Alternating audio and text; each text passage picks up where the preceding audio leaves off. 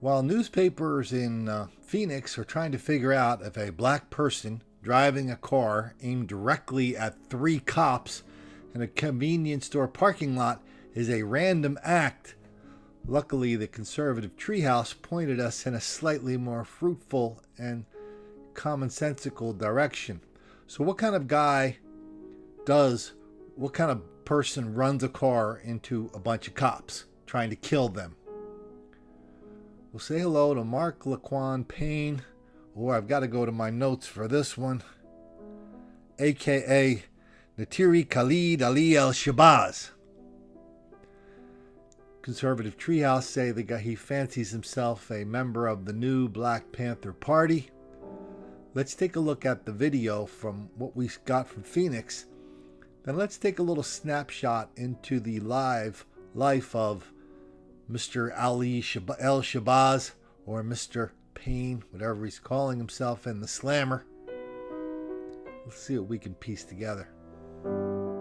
Live desk, Christopher Sign standing by. Chris, what do we know this morning? Dan Danielle is out at the scene. I can tell you 3 Phoenix police officers rushed to the hospital, all 3 of them injured after being attacked at a QT right off of Camelback and 24th Avenue. This just off the I-17. Katie Connor is live on the scene right now with the very latest. Katie, first and foremost, let's talk about the officers. Chris, fortunately, the officers are expected to survive, but 2 of them have very serious injuries. Now, let me break this down for you. Earlier this morning, the 3 officers were right outside this QT investigating when the driver of this maroon car drove right at them, hitting 2 officers. Police say the guy didn't stop there. He then got out of his car and then fought the 3rd officer, who was finally able to pin the guy down. ABC 15, the only station here, as the officers rushed. As paramedics rushed the officers to nearby hospitals, the suspect was also taken into custody, slapped in handcuffs, taken to a nearby hospital. After he is treated, I'm told he will be booked in jail. Right now, investigators are trying to figure out exactly if he tried to target these officers or if this was a random attack. But Chris, police do think that impairment was a factor in all this. My goodness. Katie Connor there at the newest information. Katie, we also got updated here in the newsroom. The injured officers were rushed to St. Joseph's Hospital. We've seen several other officers arriving there, holding vigil here. The latest update we have is that 2 of the officers have serious but non-life-threatening injuries. One of them with a head injury, 1 with broken bones, and the 3rd officer fought with the suspect, has minor injuries. Some of this stuff is tough to see, so I'm glad they kind of blurred it out. So we're looking at the cameras from the convenience store, 4 cameras. You want to keep an eye on the lower right. There's 3 cops in our pictures. This is at the QT convenience store.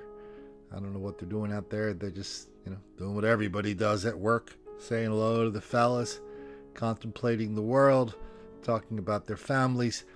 They certainly weren't thinking about some dude in a car. Boom, there they came. Just came random. Okay, so 2 are down. 2 are down, hurt, banged up pretty good.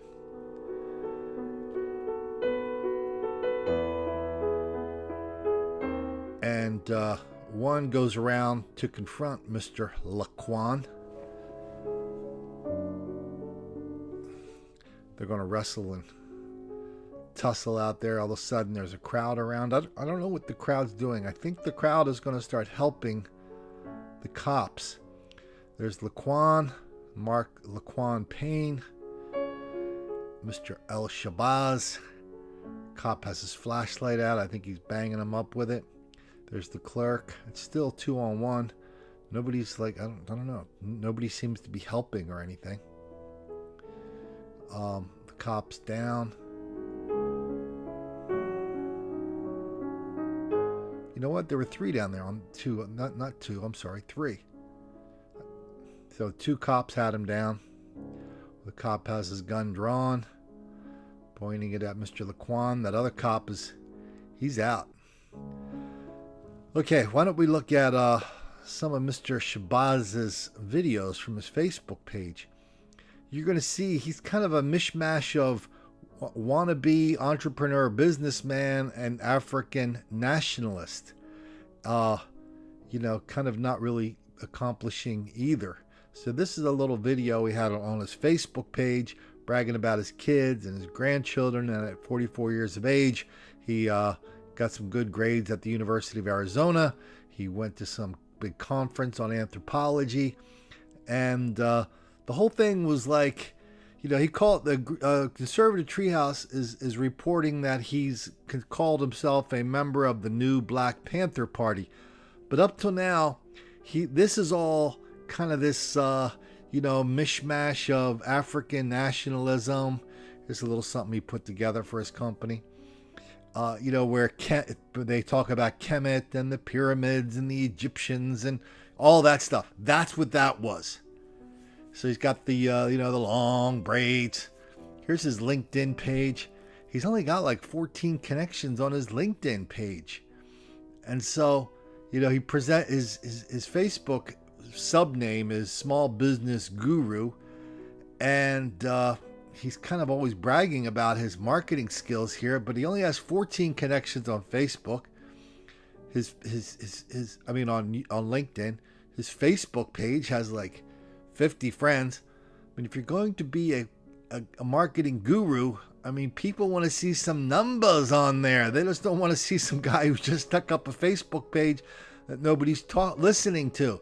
And that's who this guy was. So here's an advertisement for his business. You can see he gets into the African thing and to the marketing thing. And I think a lot of people think, joining this Pan-African thing, it kind of, all of a sudden it's going to open the door to all this kind of business and success. But you got to bring something to the table, whether you're a Pan-African or Pan-Schmafrican, it doesn't matter. And I mean, just looking at the guy's work and looking at his LinkedIn page and his marketing efforts, I mean, just showing up and saying I'm a marketing guru with this, with this semi-Marxist little chart here, and then bringing all these Barbara Jordan speeches in. I mean, that's not really going to get the job done. He said, okay, hey, everybody, let's spend money on black people. Yay. Translation. Spend money on me. Yay. Here's some more of this mishmash African nationalism, something down in Egypt. All these black people making pyramids. Steve Biko.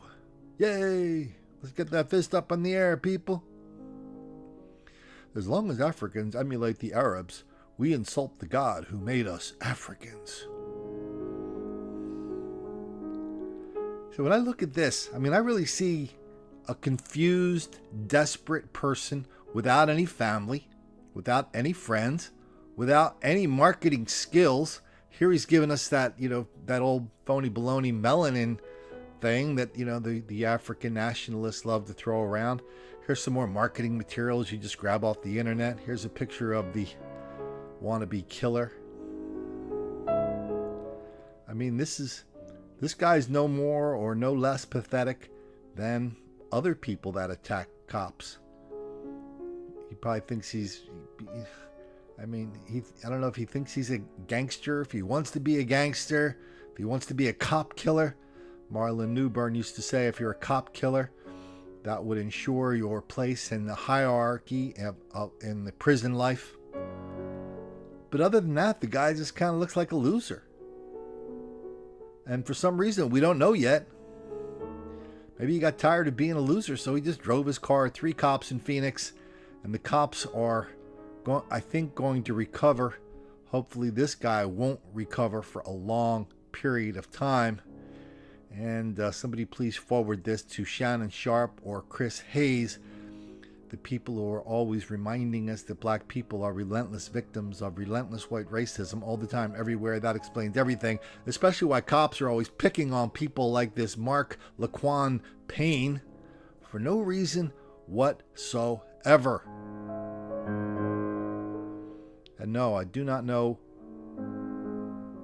what those cops did to make Mr. Mark Laquan Payne El Shabazz angry.